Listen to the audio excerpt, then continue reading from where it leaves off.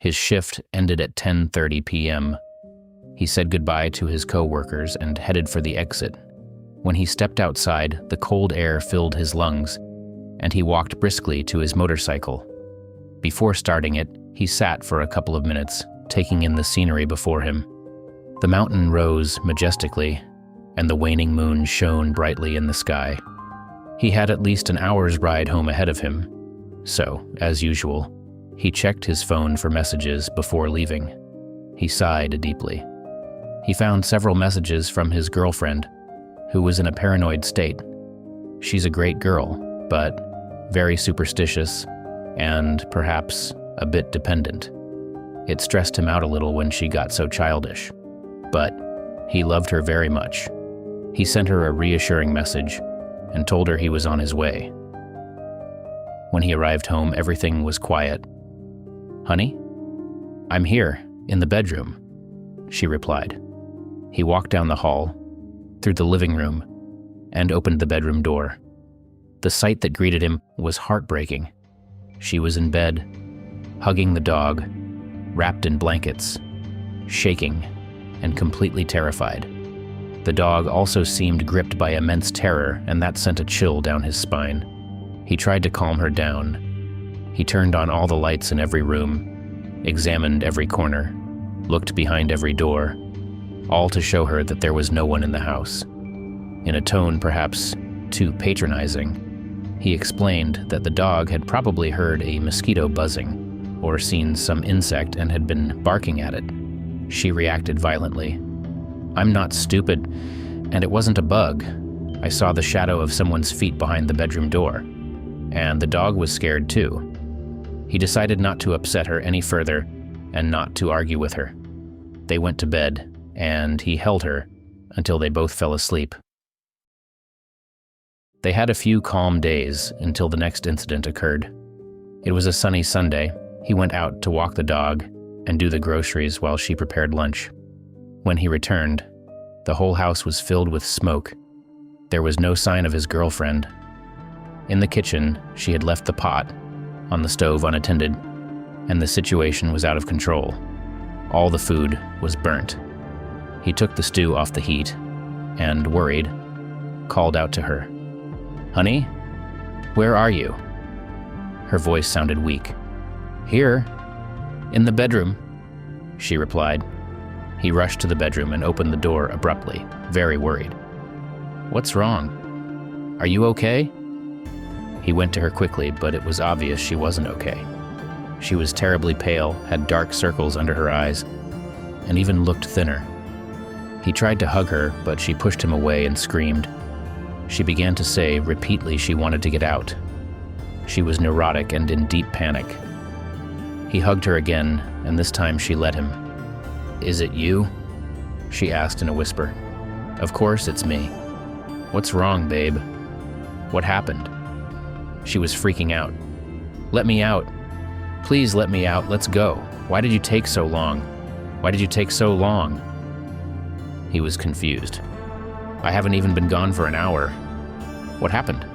Please tell me." She burst into tears, repeating that she wanted to leave. Desperate, he searched the closet for some of her clothes and packed them in his backpack.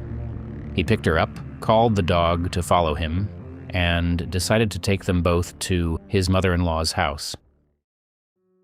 That same afternoon, he returned home and examined the apartment from head to toe, but found nothing unusual. Perhaps she's having a psychotic episode, or she's ill. He was truly worried about her. The next day, he got up alone and called her. She said she was feeling better, but she was convinced the house was cursed. "Are you in there?" she asked, alarmed. "Tell me you didn't spend the night there. You have to get out. You have to get out." After the agonizing call, he sighed deeply. He gathered his things and left for work. Like every night after his shift, he checked his messages before heading home. He had a few messages from his girlfriend, completely paranoid, saying that she absolutely wasn't going to set foot in that apartment again, and that neither should he. Ignoring them, he started his motorcycle and left. He opened his front door and was surprised. The living room light and the TV was on. "Honey, you're back?" "Here, in the bedroom," she replied. Yeah, he hadn't expected such a sudden change of heart, but he was immediately glad to have her back. "Honey, you are back." "I missed you," he said as he walked across the living room toward the hallway that led to the bedroom. "You had me worried sick. I was so eager to see you." Just as he was about to open the bedroom door, she replied, "Here, in the room." He stopped dead in his tracks. That repeated phrase, taken out of context, was unsettling, and his blood ran cold. He hated to admit it, but he was terrified. He opened the bedroom door. It was completely dark and empty. There was no one there. A chill ran through his entire body, and suddenly, he felt cold. Very cold. Maybe this is a joke, he thought. A macabre joke, and out of place, but it was the only logical explanation. He looked under the bed, opened the closet. Nothing. No one was there. He took out his cell phone and called his girlfriend. "Honey, where are you? Are you home?" Her voice replied at the other side of the phone. "No, I'm at my mother's." Hearing her voice on the other side made him shaking in fear. "What are you doing? Have you come back? Don't go there, please. That place is dangerous." The call was abruptly cut off. He tried to call again. Silence. No signal. He couldn't make a call. She wasn't home, yet he had heard her voice. Oh, twice. Everything was completely silent. He could no longer hear the television playing in the living room.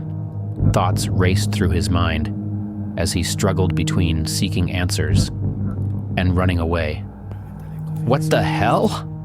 He heard the whisper clearly to his right. He hadn't understood the words, but he had heard it clearly. He hadn't imagined it, but there was no one there, only him. He couldn't take it anymore. He ran, completely terrified. He raced across the living room. It was dark now and the television was off, but he didn't stop. He ran to the front door and opened it hastily. But when he opened that door, an even deeper fear gripped him, for he was back in the bedroom. Horrified, he ran out in a panic, crossing the living room again. The living room chairs were strewn on the floor, broken. The television was on, displaying a red light. His heart was racing, pumping nitroglycerin instead of blood. He reached the front door again, opened it, and as he stepped through, he was back in the bedroom. He heard that damned whisper again. "I want to get out!" he cried desperately. "I want to get out! I want to get out! I want to get out! I want to get out!"